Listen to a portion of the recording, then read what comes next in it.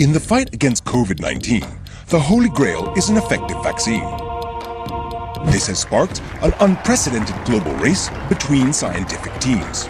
But the challenge is not only to create a vaccine, it is to mass produce it for billions of people. Only a handful of pharmaceutical companies are able to do this, so along with the scientists, Big Pharma is also in the race. Faced with fearful citizens, so too are world governments. But what, ultimately, is the prize in this race? Is it to create a vaccine that will be made freely available to all, or is it to control it for economic and political gain? Vaccines are unattractive to the pharmaceutical industry. They require vast funding before it is even known if a vaccine will work, so Big Pharma is not interested, unless there is public funding.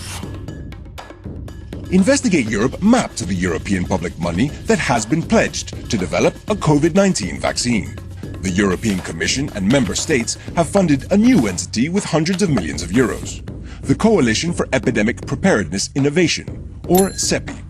CEPI was set up in 2017 as a partnership between government, industry, and non-profits, including the Gates Foundation, in order to develop an effective epidemic response.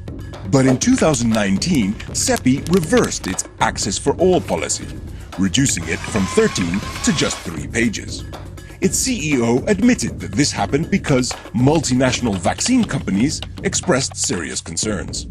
Meanwhile, at a global level, the UN's World Health Organization launched a landmark collaboration between countries, seeking to raise $8 billion in order to develop a COVID-19 vaccine that would be available to all. But the United States abstained.